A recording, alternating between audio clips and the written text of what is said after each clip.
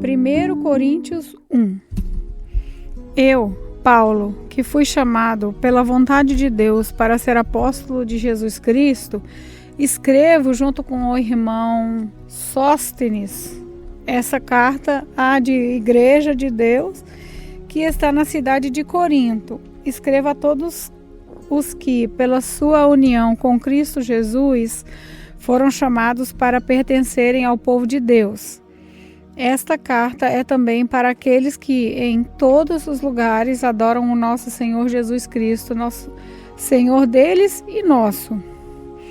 Que a graça e a paz de Deus, o nosso Pai, e do Senhor Jesus Cristo estejam com vocês. Eu sempre agradeço ao meu Deus por causa da graça que Ele tem dado a vocês por meio de Cristo Jesus. Por estarem unidos com Cristo Jesus, vocês foram enriquecidos em tudo, tanto no dom de anunciar o Evangelho, como no dom da sabedoria espiritual. A mensagem a respeito de Cristo está tão firme em vocês que vocês não têm deixado de receber nenhum dom espiritual enquanto esperam a vinda do nosso Senhor Jesus Cristo.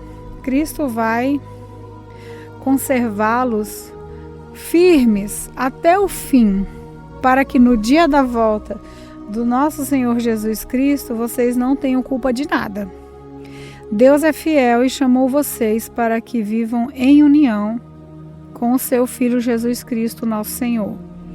Irmãos, peço pela autoridade do nosso Senhor Jesus Cristo que vocês estejam de acordo no que dizem e que não haja divisões entre vocês, sejam completamente unidos num só pensamento e numa só intenção.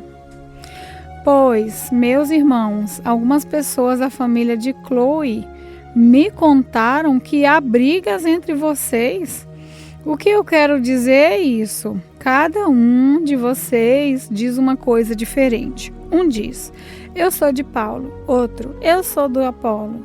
Outro: eu sou de Pedro.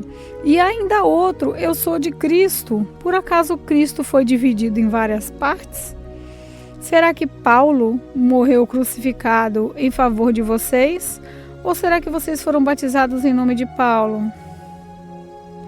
Graças a Deus que eu não batizei nenhum de vocês, a não ser Crispo e Gaio. Assim, ninguém pode dizer que vocês foram batizados em meu nome. Ah, sim, batizei também Estéfanas e a família dele. Mas não lembro de ter batizado mais ninguém, pois Cristo não me enviou para batizar, mas para anunciar o Evangelho e anunciá-lo sem usar a linguagem da sabedoria humana, para não tirar o poder da morte de Cristo na cruz. De fato, a mensagem da morte de Cristo na cruz é loucura para os que estão se perdendo, mas para nós que estamos sendo salvos é o poder de Deus. Pois as Escrituras Sagradas dizem: destruirei a sabedoria dos sábios e acabarei com o conhecimento dos instruídos. Então, o que poderão dizer os sábios e os instruídos? E o que vão dizer os grandes oradores deste mundo? Deus tem mostrado que a sabedoria deste mundo é loucura, pois Deus, na sua sabedoria, não deixou que os seres humanos o conhecessem por meio da sabedoria deles. Pelo contrário, resolveu salvar aqueles que creem e fez isso por meio da mensagem que anunciamos, a qual é chamada de louca. Os judeus pedem milagres como prova e os não-judeus procuram a sabedoria, mas nós anunciamos o Cristo crucificado. Uma mensagem que para os judeus é ofensa e para os não-judeus é loucura. Mas para aqueles que Deus tem chamado, tanto judeus como não-judeus, Cristo é o poder de Deus e a sabedoria de Deus. Pois aquilo que parece ser loucura de Deus é mais sábio do que a sabedoria humana, e aquilo que parece ser A fraqueza de Deus é mais forte do que a força humana. Agora, meus irmãos, lembrem do que vocês eram quando vocês eram sábios ou poderosos ou de famílias importantes. Para envergonhar os sábios, Deus escolheu aquilo que o mundo acha que é loucura. E para envergonhar os poderosos, Ele escolheu o que o mundo acha fraco. Para destruir o que o mundo pensa que é importante, Deus escolheu aquilo que o mundo despreza, acha humilde e diz que não tem valor.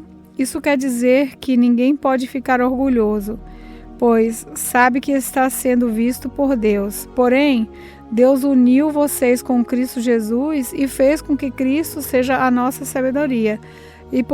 E é por meio de Cristo que somos aceitos por Deus. Nos tornamos o povo de Deus e somos salvos. Portanto, como as Escrituras Sagradas dizem, quem quiser se orgulhar, que se orgulhe daquilo que o Senhor faz. 1 Coríntios 2. Meus irmãos, quando fui anunciar a vocês a verdade secreta de Deus, não usei muitas palavras nem grande sabedoria. Por quê? Quando estive com vocês, resolvi escrever tudo, a não ser Jesus Cristo e principalmente a sua morte na cruz. Quando visitei vocês, eu estava fraco e tremia de medo. O meu ensinamento e a minha mensagem não foram dados com a linguagem da sabedoria humana, mas com provas firmes do poder do Espírito Santo de Deus. Portanto, a fé que vocês têm não se baseia na sabedoria humana, mas no poder de Deus. Porém, para os que são espiritualmente maduros, anunciamos uma mensagem de sabedoria. Mas não é de uma sabedoria deste mundo, nem a dos poderes que o governam e que estão perdendo o seu poder.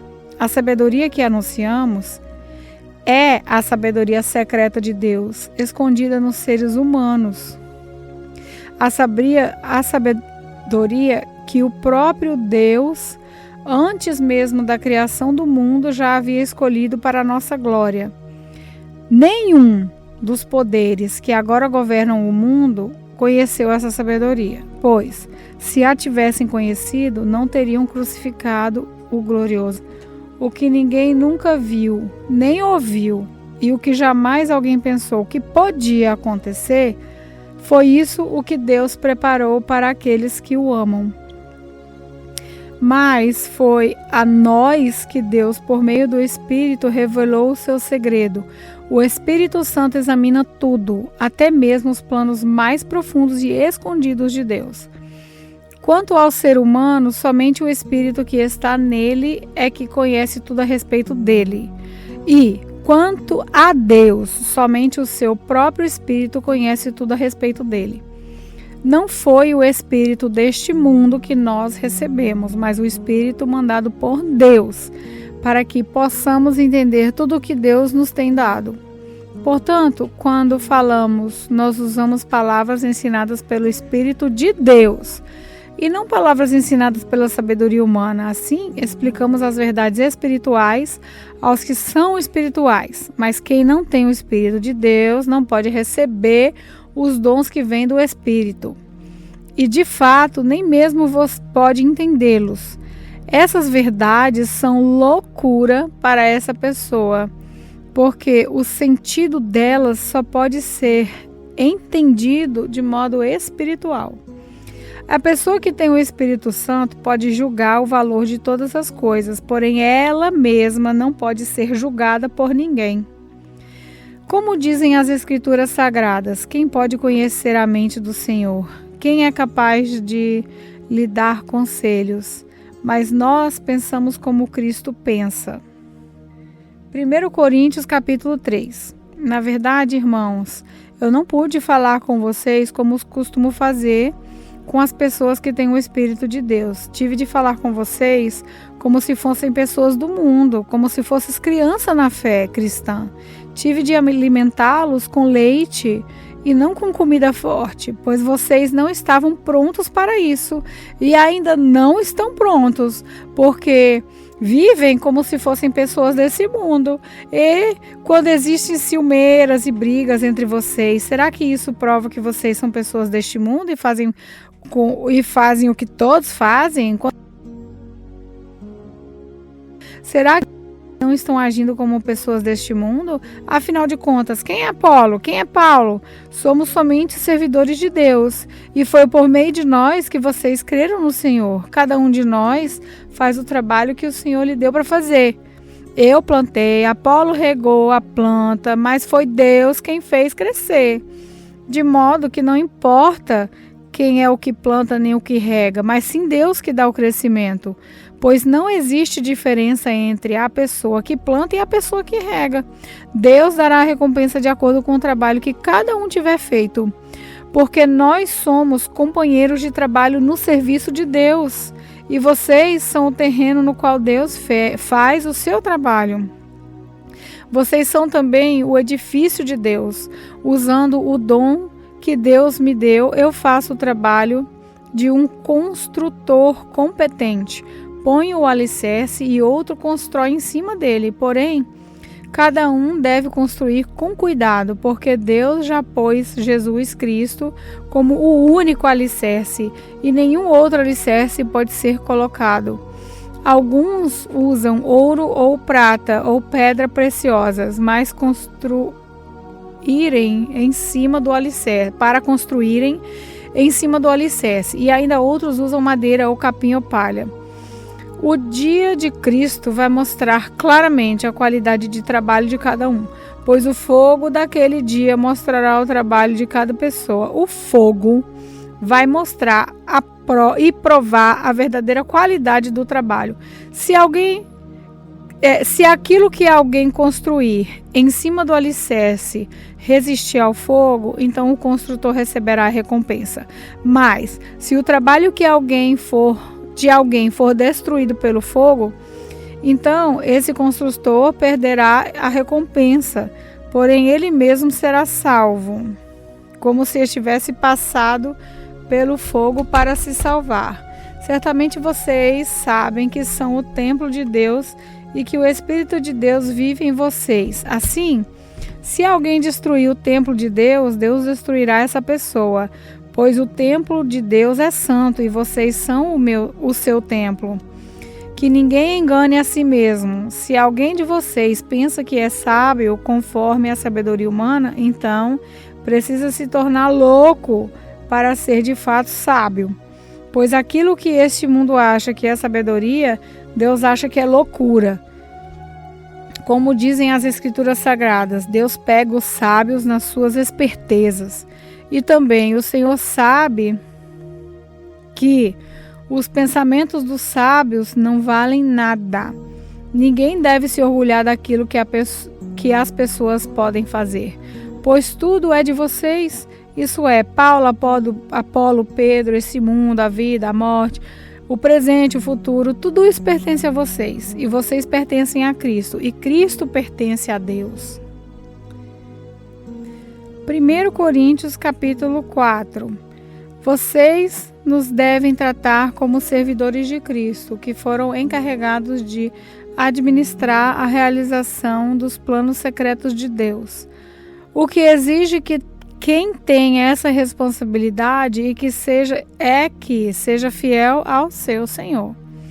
Mas, para mim, não tem a menor importância ser julgado por vocês ou por um tribunal humano. Eu não julgo nem a mim mesmo.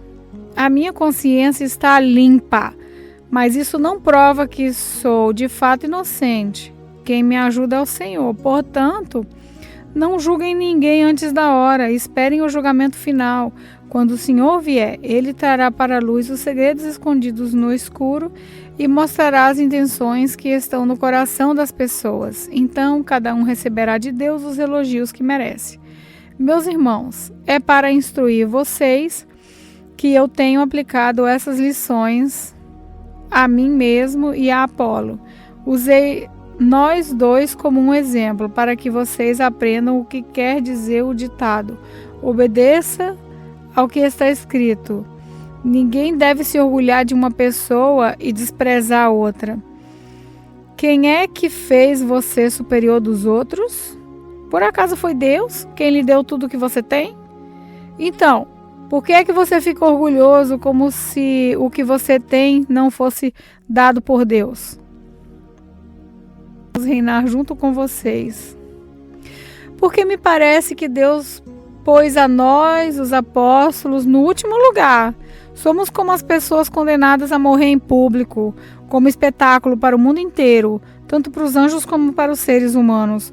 Por causa de Cristo, nós somos tudo louco, mas vocês são sábios por estarem unidos com Ele.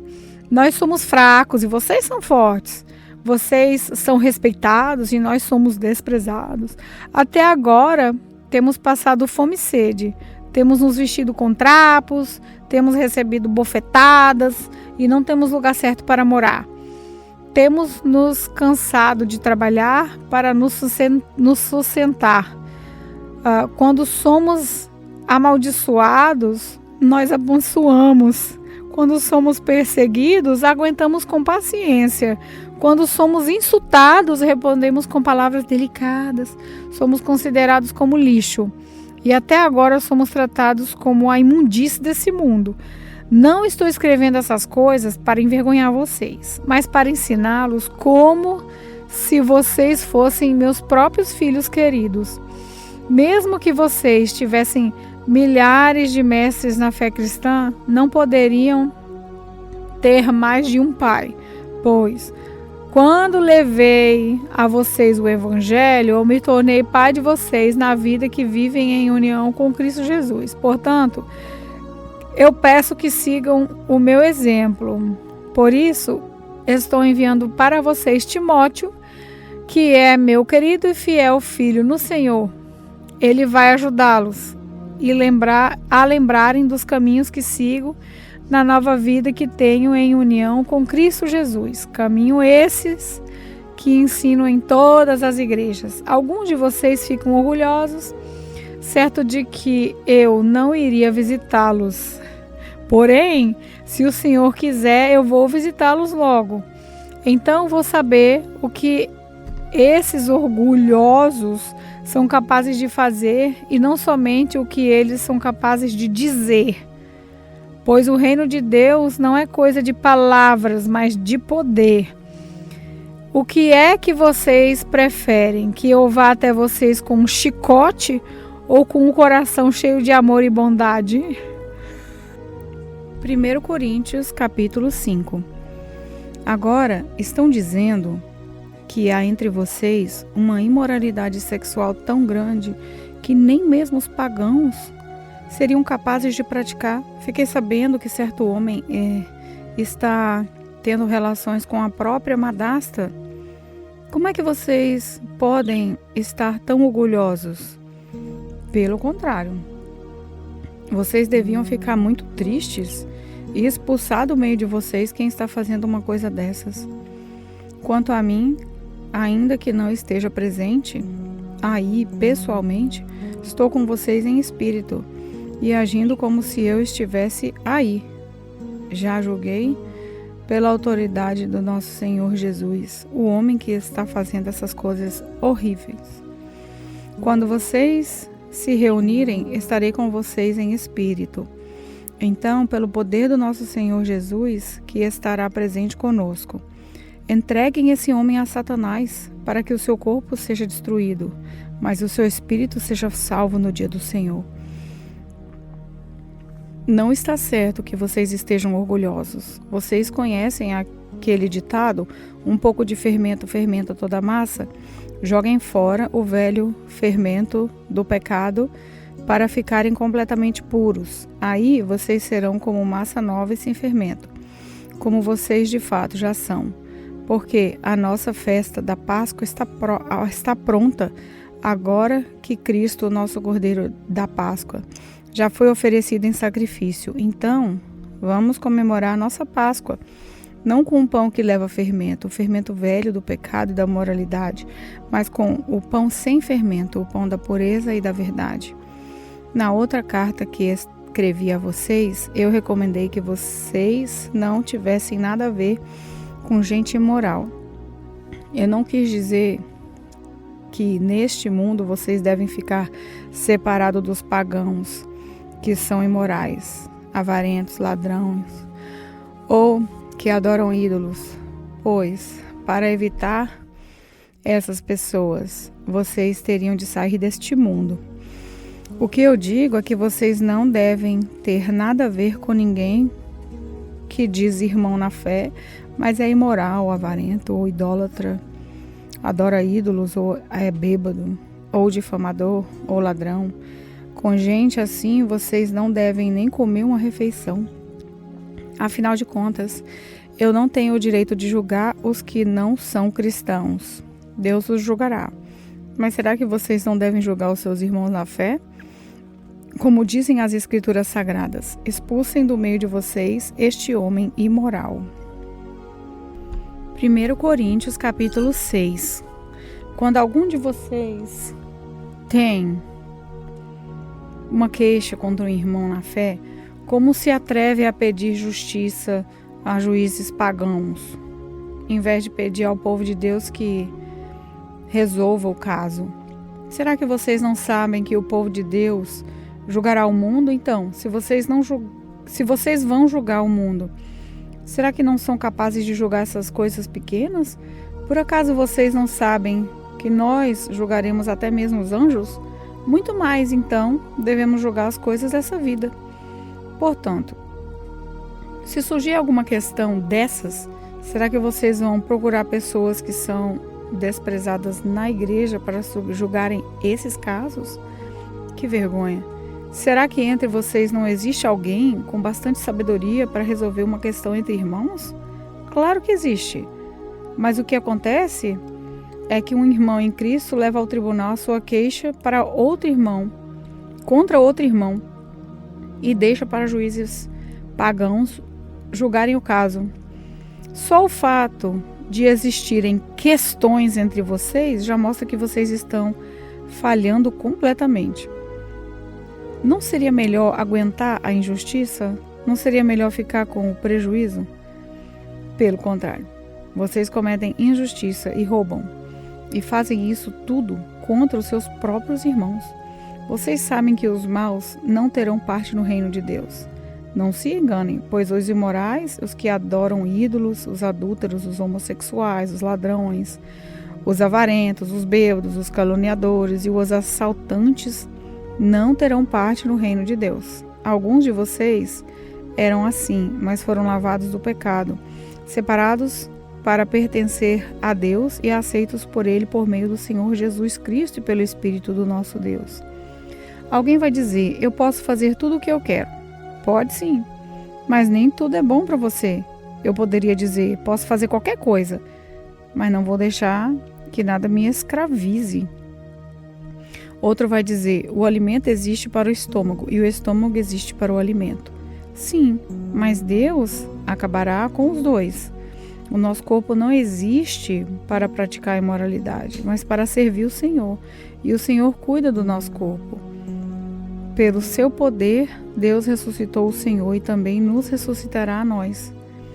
Será que vocês não sabem que o corpo de vocês faz parte do corpo de Cristo? Será que eu vou pegar uma parte do corpo de Cristo e fazer com ele seja parte do corpo de uma prostituta? Claro que não. Ou será que vocês não sabem que o homem que se une com uma prostituta se torna uma só pessoa com ela? As Escrituras Sagradas afirmam, os dois se tornam uma só pessoa. Porém, quem se une com o Senhor se torna espiritualmente uma só pessoa com Ele. Fujam da imoralidade sexual. Qualquer outro pecado que alguém comete não afeta o corpo, mas a pessoa que comete imoralidade sexual peca contra o seu próprio corpo. Será que vocês não sabem que o corpo de vocês é o templo do Espírito Santo, que vive em vocês e lhes foi dado por Deus? Vocês não pertencem a vocês mesmos, mas a Deus, pois ele os comprou e pagou o preço. Portanto, usem o seu corpo para a glória dele. 1 Coríntios capítulo 7. Agora eu vou tratar dos assuntos a respeito dos quais vocês me escreveram. Vocês dizem que o homem faz bem em não casar, mas eu digo, já que existe tanta imoralidade sexual, cada homem deve ter a sua própria esposa e cada mulher o seu próprio marido. O homem deve cumprir o seu dever como marido e a mulher também deve cumprir o seu dever como esposa. A esposa não manda no seu próprio corpo, quem manda é o seu marido. Assim também o marido não manda no seu próprio corpo, quem manda é a sua esposa. Que os dois não se neguem um ao outro, a não ser que concordem em não ter relações por algum tempo a fim de se dedicar à oração, mas depois devem voltar a ter relações a fim de não caírem nas tentações de Satanás por não poderem ser dominados.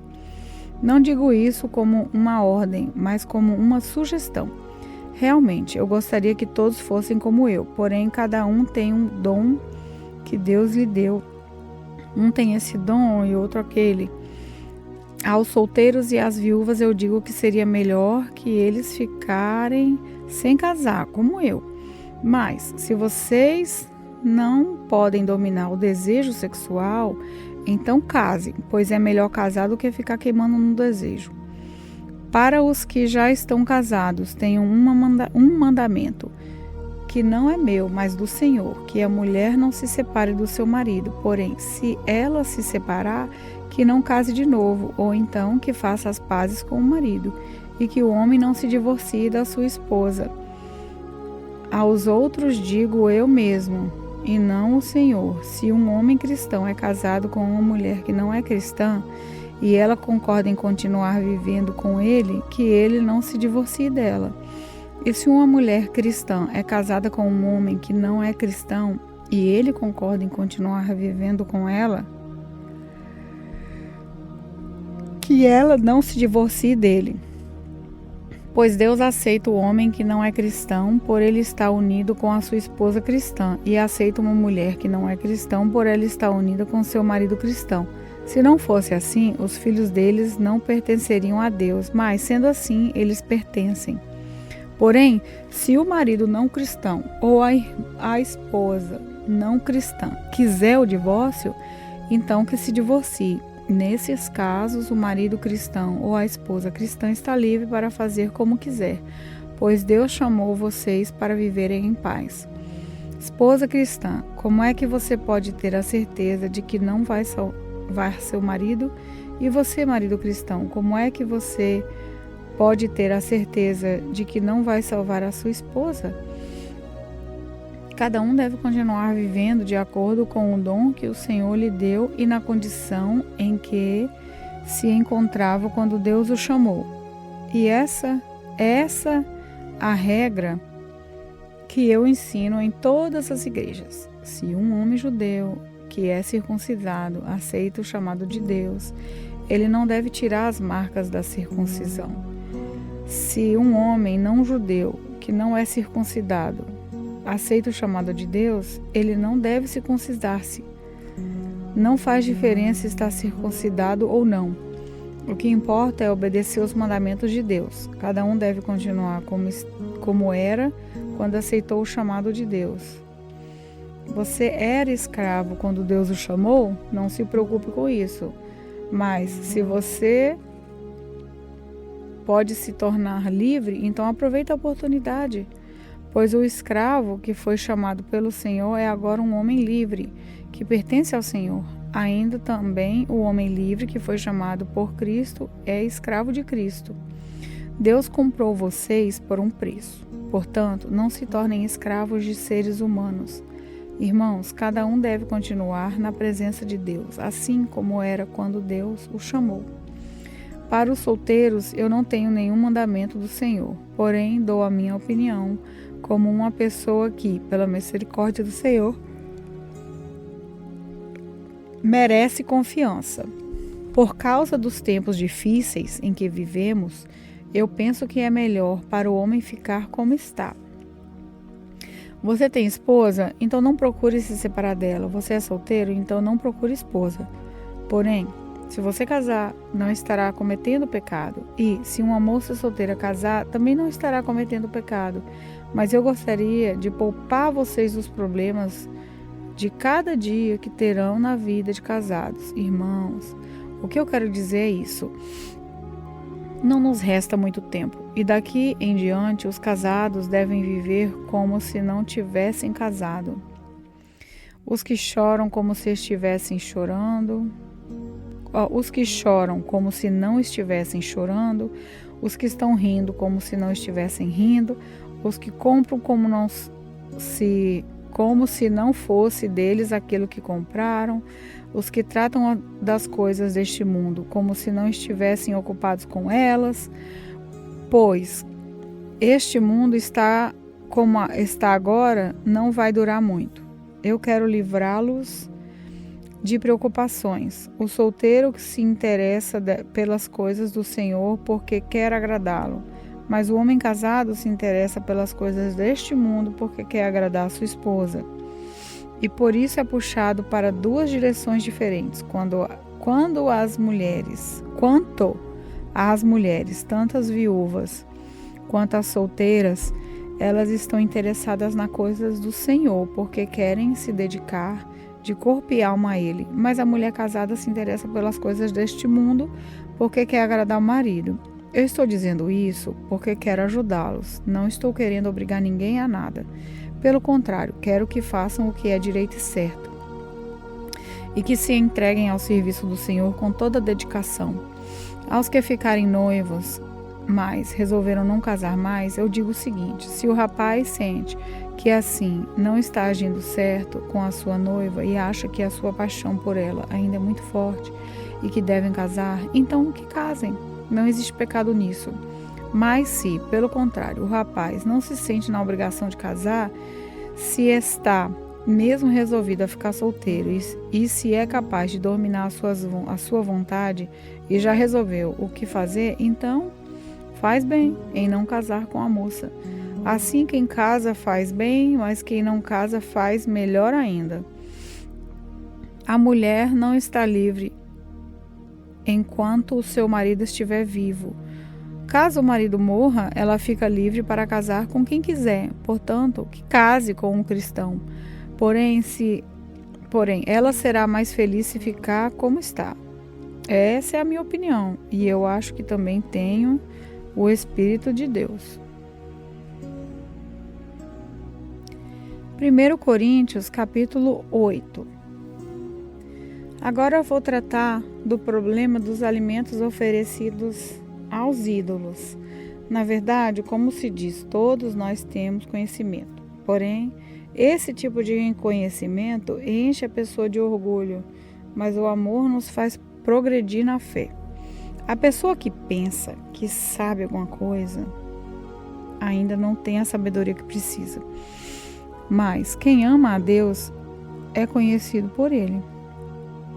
Quanto a comer alimentos que tenham sido oferecidos aos ídolos, nós sabemos que um ídolo representa alguma coisa que realmente não existe.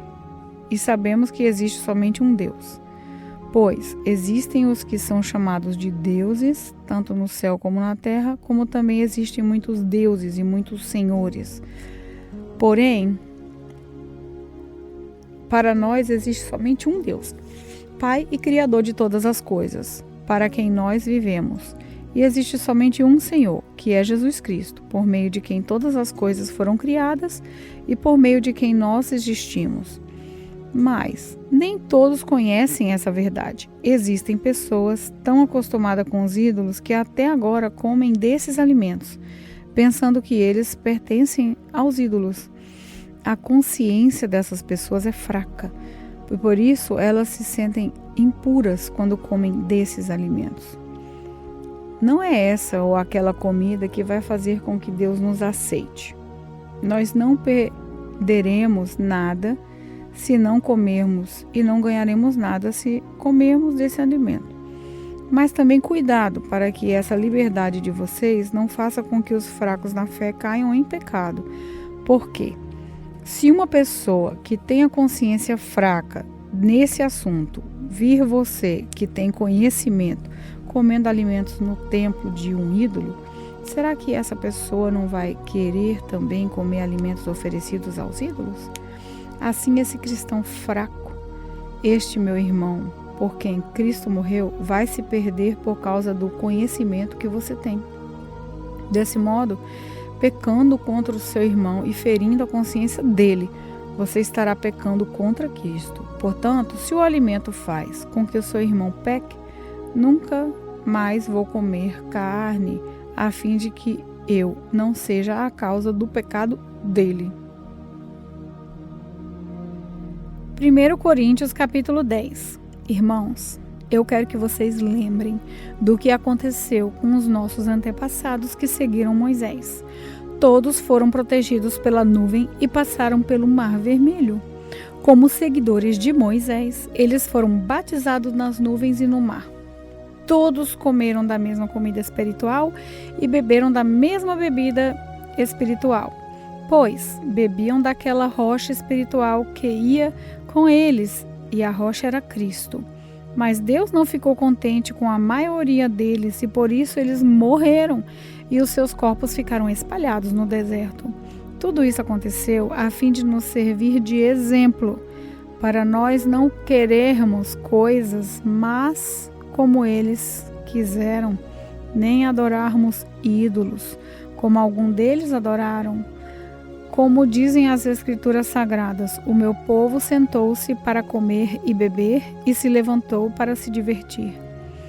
Não devemos cometer imoralidade sexual, como algum deles fizeram, e, porque eles fizeram isso, 23.000 deles caíram mortos num só dia.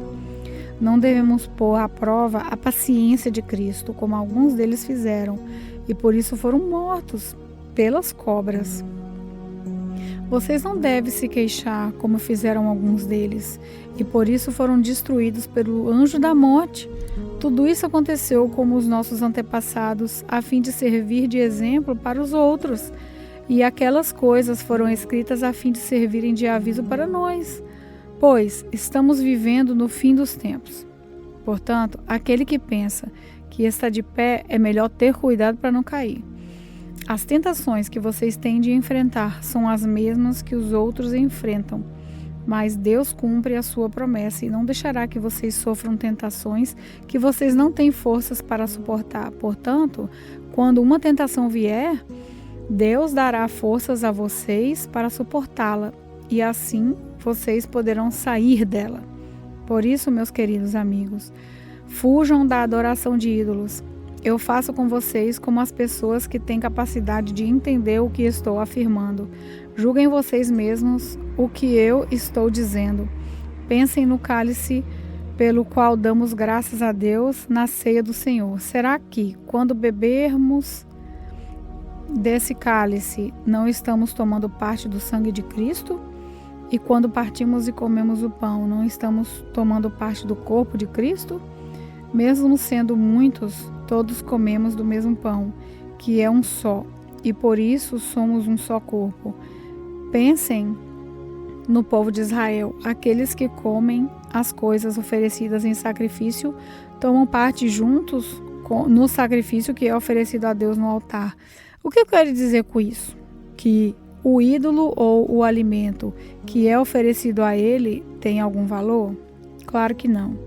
O que eu estou dizendo é que aquilo que é sacrificado nos altares pagãos é oferecido aos demônios e não a Deus. E eu não quero que vocês tomem parte nas coisas dos demônios. Vocês não podem beber do cálice do Senhor e também do cálice dos demônios. Vocês não podem comer da mesa do Senhor e também da mesa dos demônios. Ou será que queremos provocar o Senhor, fazendo com que ele fique com ciúmes? Por acaso vocês pensam que somos mais fortes do que ele? Alguns dizem assim: podemos fazer tudo o que queremos. Sim, mas nem tudo é bom. Podemos fazer tudo o que queremos, mas nem tudo é útil. Ninguém deve buscar os seus próprios interesses a fim de e sim os interesses dos outros. Vocês podem comer de tudo o que se vende no açougue, sem terem nenhuma dúvida de consciência, pois, como dizem as Escrituras Sagradas, a terra e tudo o que há nela existe pertencem ao Senhor. Se alguém não é cristão, convidá-los para comer e vocês resolverem ir, comam o que for posto na frente de vocês e não façam perguntas por motivo de consciência. Mas, se alguém disser a você, essa comida foi oferecida aos ídolos, nesse caso, não comam, por causa daquele que disse isso e também por motivo de consciência. Não estou falando da sua própria consciência, mas da consciência do outro. Mas se alguém pode perguntar, por que é que a minha liberdade deve ser diminuída pela consciência dos outros? Se eu agradeço a Deus o alimento que como, por que é que sou criticado? Se já o agradeci a Deus. Portanto, quando vocês comem ou bebem ou fazem qualquer outra coisa, façam tudo para a glória de Deus. Vivam de tal maneira que não prejudiquem os judeus, nem os não-judeus, nem a igreja de Deus. Façam como eu, procuro agradar a todos em tudo que eu faço, não pensando no meu próprio bem, mas no bem de todos, a fim de que eles possam ser salvos. 1 Coríntios, capítulo 11. Sigam o meu exemplo, como eu sigo o exemplo de Cristo. Eu os elogio porque vocês sempre lembram de mim e seguem as instruções que eu passei para vocês. Mas quero que entendam que Cristo tem autoridade sobre todo marido, que o marido tem autoridade sobre a esposa e que Deus tem autoridade sobre Cristo.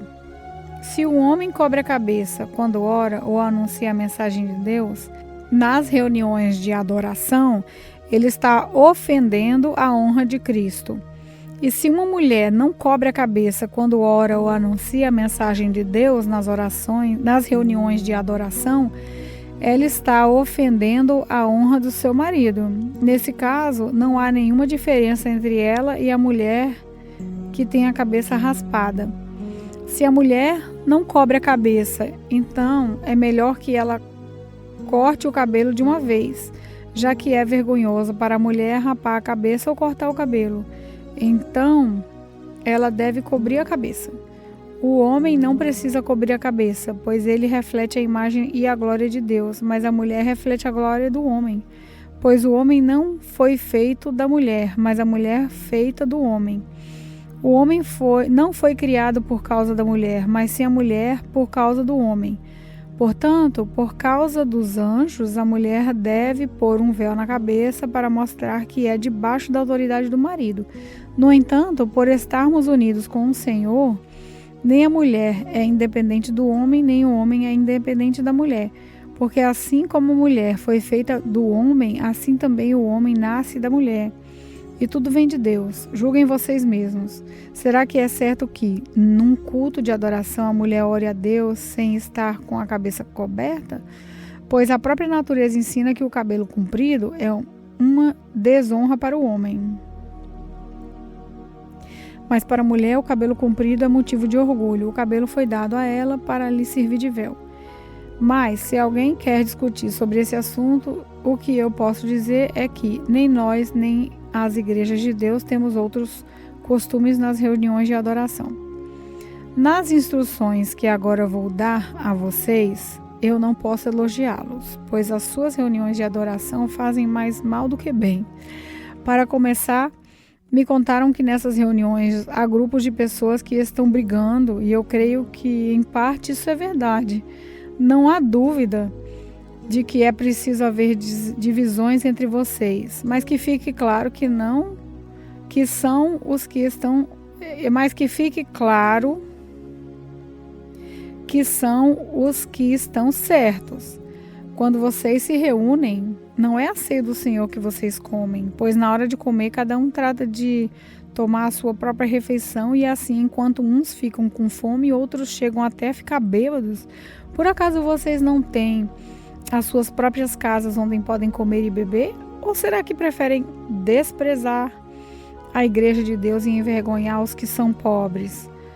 O que é que vocês esperam que eu lhes diga? Querem que os elogie? É claro que não vou elogiá-los, porque eu recebi do Senhor esse ensinamento que passei para vocês, que o Senhor Jesus, na noite em que foi traído, pegou o pão, deu graças a Deus, depois partiu o pão e disse: isso é o meu corpo que é entregue em favor de vocês, façam isso em memória de mim. Assim também, depois de jantar, ele pegou o cálice e disse: esse cálice é a nova aliança feita por Deus com o seu povo, aliança que é garantida pelo meu sangue. Cada vez que vocês beberem esse cálice, façam isso em memória de mim. De maneira que, cada vez que vocês comem desse pão e bebem desse cálice, estão anunciando a morte do Senhor, até que ele venha. Por isso, aquele que comer do pão do Senhor ou beber do cálice de modo que ofenda a honra do Senhor, estará pecando contra o corpo e o sangue do Senhor. Portanto, que cada um examine a sua consciência e então coma do pão e beba do cálice, pois a pessoa que comer do pão ou beber do cálice sem reconhecer que se trata do corpo do Senhor, estará sendo julgada ao comer e beber para o seu próprio castigo. É por isso que muitos de vocês estão doentes e fracos, e alguns já morreram.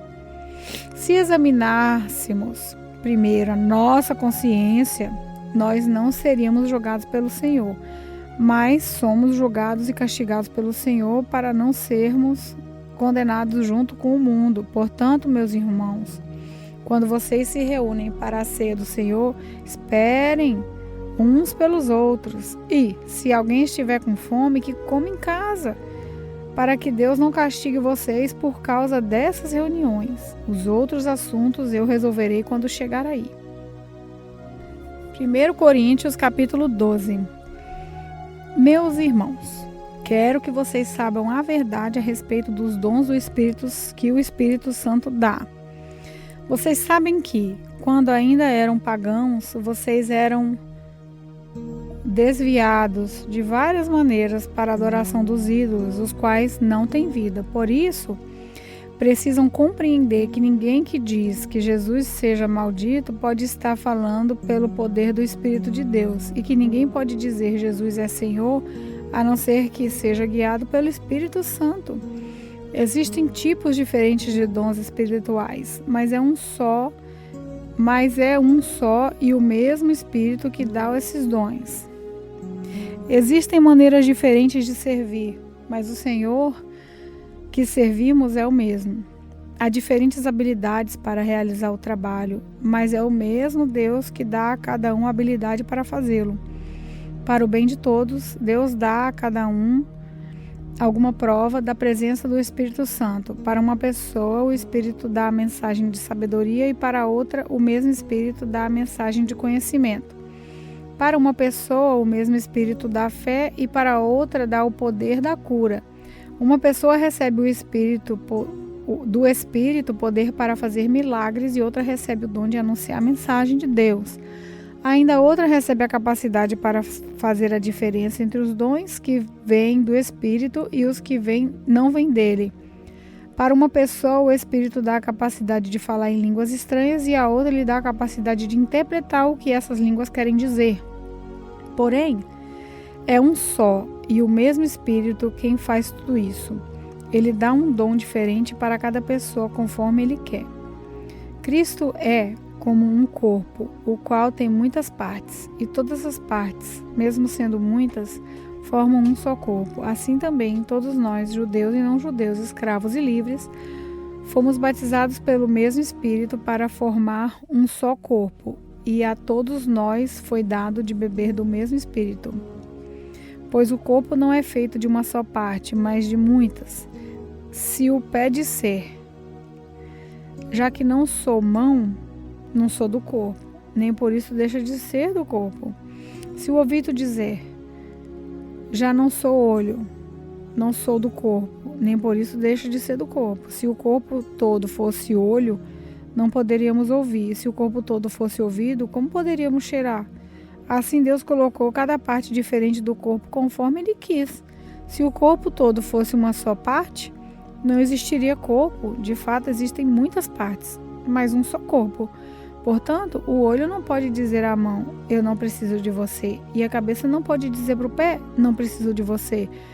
O fato é que as partes do corpo que parecem ser as mais fracas são as mais necessárias, e aquelas que achamos menos honrosas são as que tratamos com mais honra. E as partes que parecem ser feias recebem um cuidado especial, e as outras mais bonitas não precisam. Foi assim que Deus fez o corpo, dando mais honra às partes menos honrosas. Desse modo não existe divisão no corpo, mas todas as suas partes têm o mesmo interesse umas pelas outras. Se uma parte do corpo sofre, todas as outras sofrem com ela. Se uma é elogiada, todas as outras se alegram com ela. Pois bem, vocês são o corpo de Cristo e cada um é uma parte desse corpo. Na igreja, Deus pôs tudo no lugar certo. Em primeiro lugar, os apóstolos, em segundo, os profetas, em terceiro, os mestres, em seguida, os que fazem milagres, depois os que têm dom de cura, ou de ajudar, ou de liderar, ou de falar em línguas estranhas. Nem todos são apóstolos, ou profetas, ou mestres, nem todos têm o dom de fazer milagre, nem de curar doenças, nem de falar línguas estranhas, nem de explicar o que essas línguas querem dizer. Por isso, se esforcem para ter os melhores dons. Porém, eu vou mostrar a vocês o caminho que é o melhor de todos. 1 Coríntios, capítulo 9. Será que eu não sou um homem livre? Por acaso, não sou um apóstolo? Será que eu não vi Jesus, o nosso Senhor? Por acaso, vocês não são o resultado do trabalho que faço para o Senhor? Mesmo que outros não me aceitem como apóstolos, vocês me aceitam. Vocês mesmo, pelo fato de estarem unidos com o Senhor, são a prova de que eu sou um apóstolo. Quando as pessoas me criticam, eu me defendo dizendo assim: será que eu não tenho o direito de receber comida e bebida pelo meu trabalho? Será que nas minhas viagens eu não tenho direito de levar comigo uma esposa cristã, como fazem os outros apóstolos, os irmãos do Senhor Jesus e também Pedro? Ou será que Barnabé e eu somos os únicos que temos que trabalhar para nos sustentar? Quem já ouviu falar de algum soldado que pagou as suas próprias despesas no exército? Ou qual é o fazendeiro que não come das uvas da sua própria plantação? Ou qual é o pastor que não toma o leite do seu gado? Não pensem que eu me apoio somente nesses exemplos da vida diária, pois a lei diz a mesma coisa. Na lei de Moisés está escrito assim: não amarre a boca do boi quando ele estiver pisando o trigo. Por acaso Deus está interessado nos bois? Ou foi a nosso respeito que ele disse isso? É claro que isso está escrito em nosso favor. Tanto a pessoa que planta como a que colhe fazem o seu trabalho na esperança de receber sua parte na colheita. Se temos semeado entre vocês a semente espiritual, será demais se recebermos de vocês alguma recompensa material? Se outros têm o direito de esperar isso de vocês, será que nós não temos muito mais desse direito do que eles? No entanto, nós não temos usado esse direito. Pelo contrário, temos aguentado tudo para não atrapalhar o Evangelho de Cristo.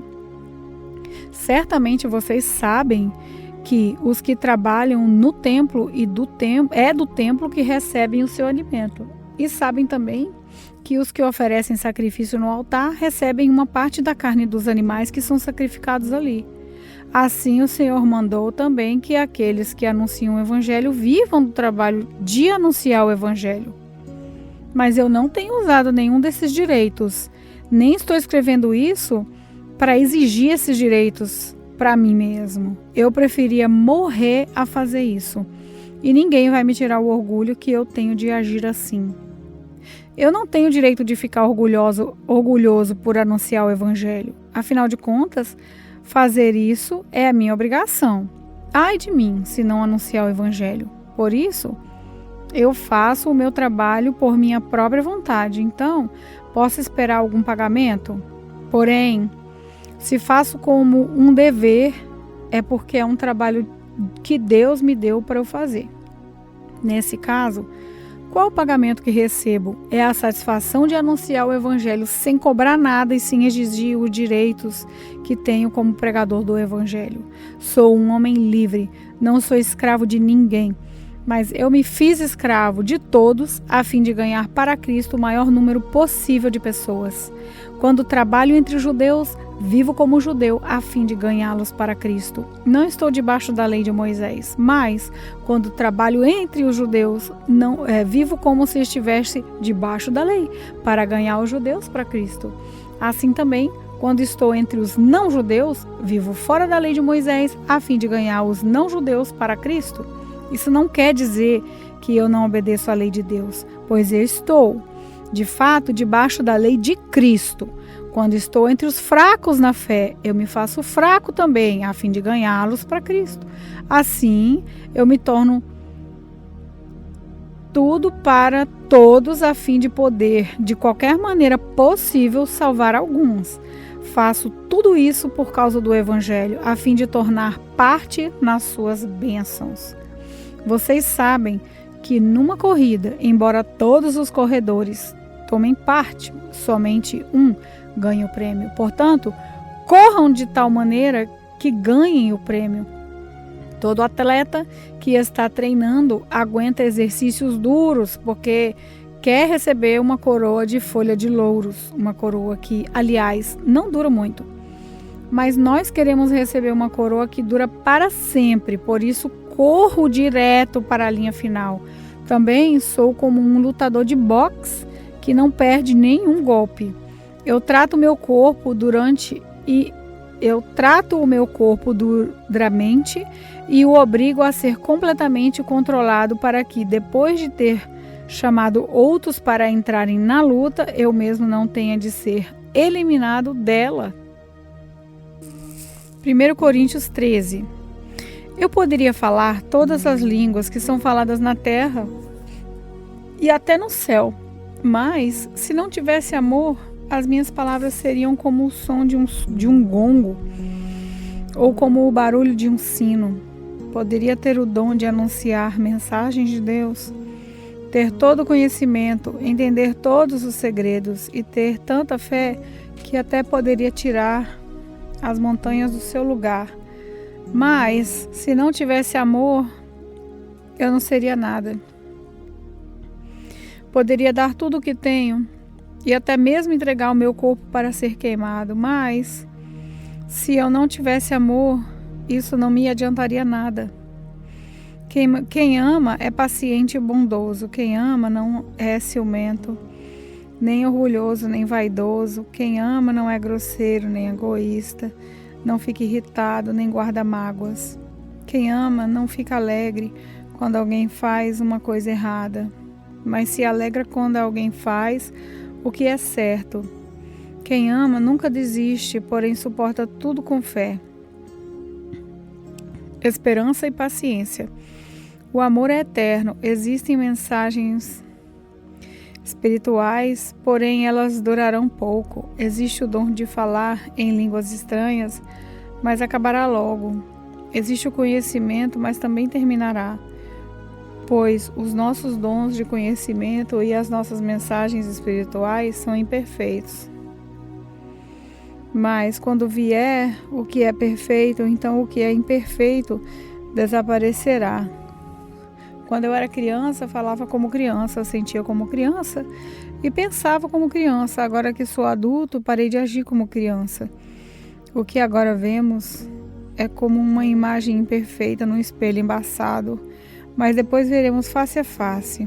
Agora, o meu conhecimento é imperfeito, mas depois conhecerei perfeitamente, assim como sou conhecido por Deus. Portanto, agora existem essas três coisas: a fé, a esperança e o amor. Porém, a maior delas é o amor.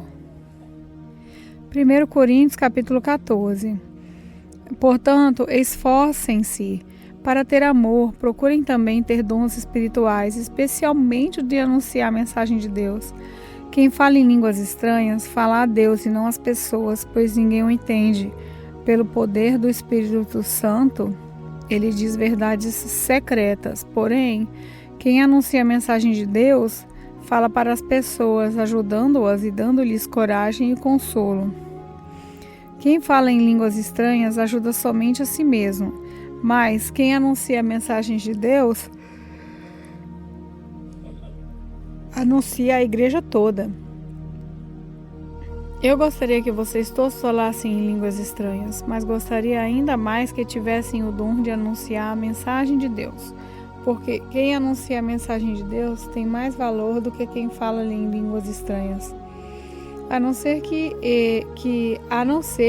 esteja ali alguém que possa interpretar o que está sendo dito, para que toda a igreja seja ajudada espiritualmente. Por isso, irmãos, quando eu os visitar, que proveito vocês terão se eu lhes falar em línguas estranhas? É claro que nenhum, a não ser que leve a vocês alguma revelação de Deus, ou algum conhecimento, ou alguma mensagem inspirada, ou algum ensinamento. Por exemplo, além da voz humana, existem os instrumentos musicais, como a flauta e a harpa. Se os sons não saírem com toda clareza, como poderá alguém saber o que está sendo tocado em um ou em outro desses instrumentos? Se quem toca a corneta não tem um dom bem claro, quem se preparará para a batalha? Assim também, como é que os outros vão entender o que vocês estão dizendo se a mensagem por meio de línguas estranhas não for clara? Vocês estariam falando para o vento. No mundo há muitas línguas diferentes, mas cada uma faz sentido. Porém, se eu não entendo a língua na qual alguém está falando comigo, então quem fala essa língua é estrangeiro para mim, e eu sou um estrangeiro para ele. Por isso, já que vocês estão com tanta vontade de ter os dons do Espírito, procurem acima de tudo ter os dons que fazem com que a igreja cresça espiritualmente. Portanto, quem fala em línguas estranhas deve orar pedindo a Deus que lhe dê o dom de interpretar o que elas querem dizer. Porque se eu orar em línguas estranhas, o meu espírito de fato estará orando, mas a minha inteligência não tomará parte nisso. O que vou fazer então? Vou orar com o meu espírito, mas também vou orar com a minha inteligência. Vou cantar com o meu espírito, mas também vou cantar com a minha inteligência. Se você dá graças a Deus em línguas estranhas, como é que uma pessoa simples que estiver na reunião poderia dizer amém? A oração de agradecimento que você fez. Então, não vai conseguir entender nada do que você está dizendo. Mesmo que a sua oração seja muito boa, essa pessoa não receberá nenhuma ajuda. Eu agradeço a Deus porque falo em línguas estranhas muito mais do que vocês. Porém, nas reuniões da igreja, prefiro dizer 5 palavras que possam ser entendidas para assim ensinar os outros do que dizer milhares de palavras em línguas estranhas. Irmãos, não pensem como crianças, sejam como crianças para o que é mal, mas sejam adultos no seu modo de pensar. Nas Escrituras Sagradas está escrito: por meio de pessoas que falam em línguas estranhas, eu falarei a esse povo, diz o Senhor. Falarei por meio de lábios estrangeiros, mas assim mesmo o meu povo não me dará atenção. Portanto, o dom de falar em línguas estranhas é um sinal de Deus para os descrentes e não para os cristãos. Mas o dom de anunciar a mensagem de Deus é um sinal para os cristãos e não para os descrentes. Imaginem que a igreja esteja reunida e todos comecem a falar em línguas estranhas. Se chegarem ali algumas pessoas simples ou descrentes, será que não vão dizer que vocês estão loucos? Mas, se todos estiverem anunciando mensagens de Deus e entrar ali um descrente ou alguém que seja simples, ele vai ouvir o que vocês estão dizendo e se converter do seu pecado, e ele será julgado pelo que ouvir.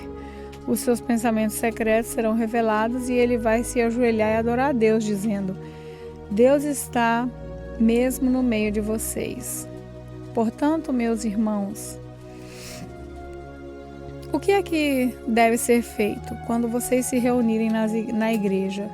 Um irmão tem um hino para cantar, outro alguma coisa para ensinar, outro uma revelação de Deus, outro uma mensagem em línguas estranhas e ainda outra a interpretação dessa mensagem.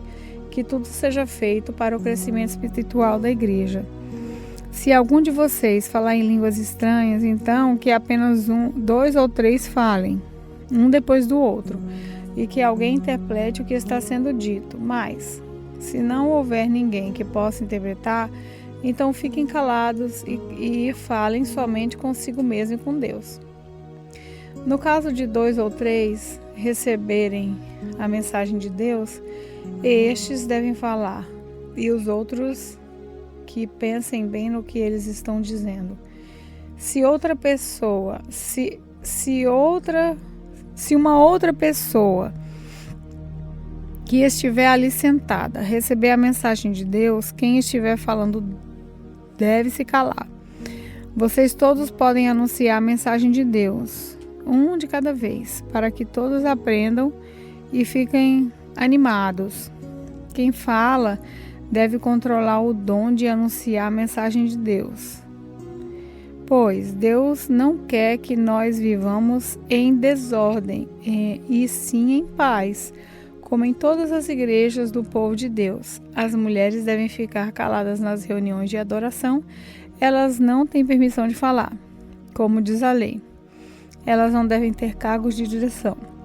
Se quiserem saber alguma coisa, que perguntem em casa ao marido. É vergonhoso que uma mulher fale nas reuniões de igreja.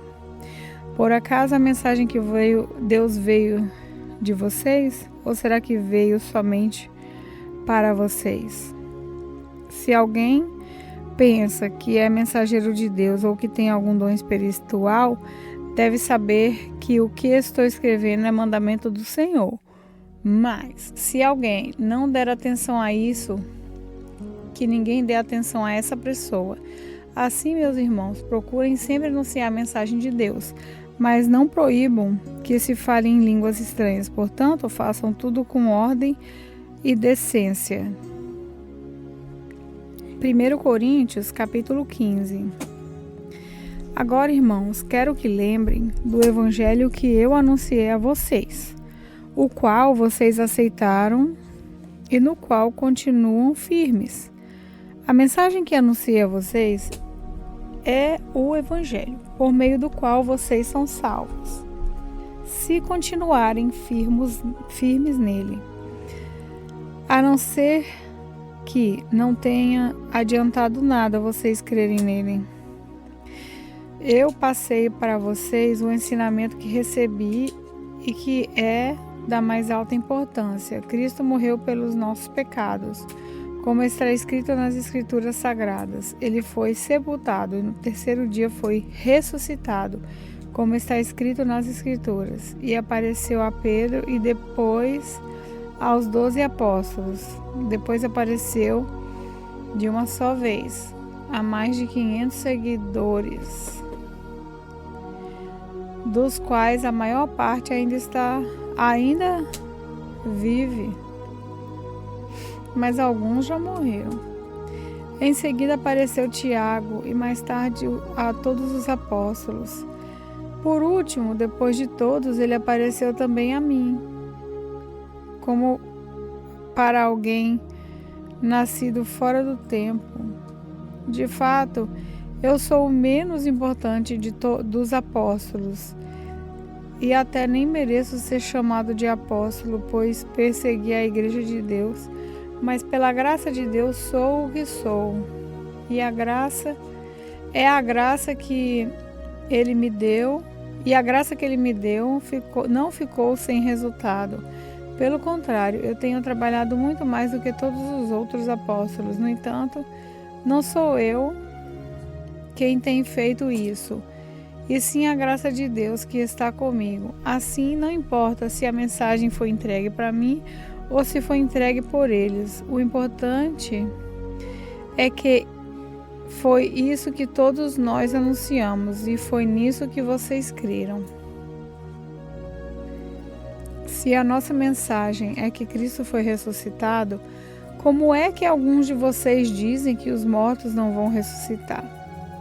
Se não existe a ressurreição de mortos, então quer dizer que Cristo não foi ressuscitado? E se Cristo não foi ressuscitado, nós não temos nada para anunciar e vocês não têm nada para quê? E ainda mais, nesse caso, estaríamos mentindo contra Deus, porque afirmamos que ele ressuscitou Cristo. Mas, se é verdade que os mortos não são ressuscitados, então Deus não ressuscitou Cristo. Porque, se os mortos não são ressuscitados, Cristo também não foi ressuscitado. E se Cristo não foi ressuscitado, a fé que vocês têm é uma ilusão. E vocês continuam perdidos nos seus pecados. Se Cristo não ressuscitou, os que morreram crendo nele estão perdidos. Se a nossa esperança em Cristo só vale para essa vida, nós somos as pessoas mais infelizes deste mundo. Mas a verdade é que Cristo foi ressuscitado, e isso é a garantia de que os que estão mortos também serão ressuscitados. Porque, assim como por meio de um homem veio a morte, assim também por meio de um homem veio a ressurreição. Assim como estarem unidos com Adão, todos morrem, assim também por estarem unidos com Cristo, todos ressuscitarão. Porém, cada um será ressuscitado na sua vez. Cristo, o primeiro de todos, depois os que são de Cristo, quando ele vier. E então virá o fim. Cristo destruirá todos os governos espirituais, todas as autoridades e poderes, e entregará o reino a Deus o Pai. Pois Cristo tem de reinar até que Deus faça com que ele domine todos os inimigos. O último inimigo que será destruído é a morte. As Escrituras Sagradas dizem: Deus pôs todas as coisas debaixo do domínio dele. É claro que, dentro das palavras todas as coisas, não está o próprio Deus, que põe tudo debaixo do domínio de Cristo. Mas quando tudo for dominado por Cristo, então o próprio Cristo, que é o Filho, se colocará debaixo do domínio de Deus, que pôs todas as coisas debaixo do domínio dele. Então Deus reinará completamente sobre tudo. Pense agora nas pessoas que são batizadas em favor dos mortos.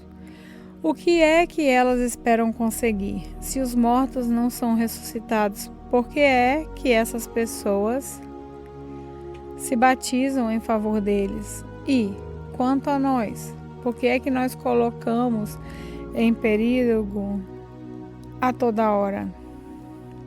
Irmãos, eu enfrento a morte todos os dias. Se afirmo isso, é pelo orgulho que tenho de vocês, pois estamos todos unidos com Cristo Jesus, o nosso Senhor. Aqui em Éfeso, eu lutei contra inimigos como se lutasse contra animais selvagens, e se fiz isso somente por interesse humanos. O que foi que eu consegui com isso? Se é verdade que os mortos não são ressuscitados, façamos o que diz o ditado: comamos e bebamos, porque amanhã morreremos. Não se engane, as más companhias estragam os bons costumes. Comecem de novo a viver uma vida séria e direta. E parem de pescar, para fazer com que vocês... parem de pecar, para fazer com que vocês fiquem envergonhados. Eu digo o seguinte: alguns de vocês não conhecem a Deus. Mas alguém perguntará: como é que os mortos são ressuscitados? Que tipo de corpo eles vão ter? Seu tolo, quando você semeia uma semente na terra, ela só brota se morrer. E o que foi semeado é apenas uma semente, talvez um grão de trigo ou outra semente qualquer. E não o corpo já formado da planta que vai crescer. Deus dá a essa semente o corpo que Ele quer e dá a cada semente um próprio corpo. E a carne dos seres vivos não é toda do mesmo tipo. Os seres humanos têm um tipo de carne, os animais outro, pássaro outro, peixe outro, ainda outro. Há também corpos no céu e corpos na terra. Existe um tipo de beleza que pertence aos corpos celestes e há outro que pertence aos corpos terrestres. O sol tem o seu próprio brilho, a lua outro brilho e as estrelas têm outro brilho diferente.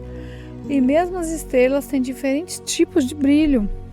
Pois será assim quando os mortos ressuscitarem, quando o corpo é sepultado, é um corpo mortal, mas quando for ressuscitado, será imortal. Quando ele é sepultado, é feio e fraco, mas quando for ressuscitado, será bonito e forte. Quando é sepultado e é um corpo material, mas quando for ressuscitado, será um corpo espiritual. E claro que se existe um corpo material, então tem de haver também um corpo espiritual. Porque as Escrituras Sagradas dizem: Adão, o primeiro homem, foi criado como ser vivo, mas o último Adão, Jesus Cristo, é o Espírito que dá vida. Não é o espiritual que vem primeiro, mas sim o material. Depois é que vem o espiritual. O primeiro homem foi feito do pó da terra, o segundo veio do céu. Os que pertencem à terra são como aquele que foi feito do pó da terra. Os que pertencem ao céu são como aquele que veio do céu. Assim como somos parecidos com o homem feito do pó da terra, assim também seremos parecidos com o homem do céu.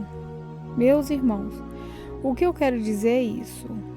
O que é feito de carne e de sangue não pode ter parte no reino de Deus. E o que é mortal não pode ter a imortalidade. Escutem bem esse segredo. Nem todos vamos morrer, mas todos nós vamos ser transformados num instante, num abrir e fechar de olhos, quando tocar a última trombeta. Ela tocará, os mortos serão ressuscitados como seres imortais e todos nós seremos transformados. Pois esse corpo mortal precisa se vestir com o que é imortal. Esse corpo que vai morrer precisa se vestir como o que não pode morrer. Assim, quando esse corpo mortal se vestir com o que é imortal, quando esse corpo que morre se vestir com o que não pode morrer, então acontecerá o que as Escrituras Sagradas dizem: a morte está destruída, a vitória completa. Onde está a morte e a sua vitória?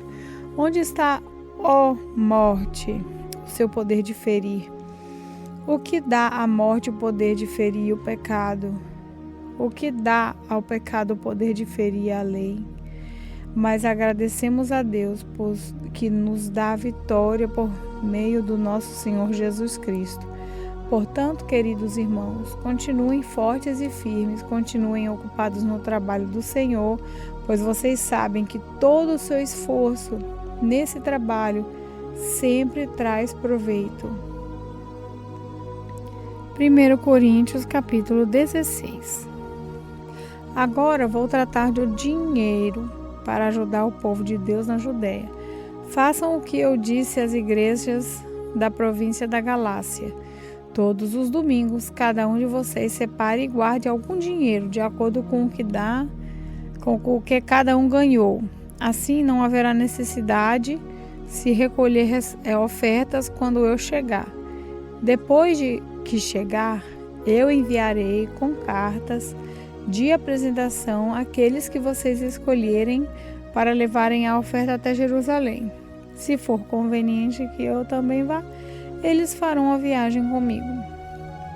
Eu visitarei vocês depois que tiver passado pela província da Macedônia, pois vou passar lá.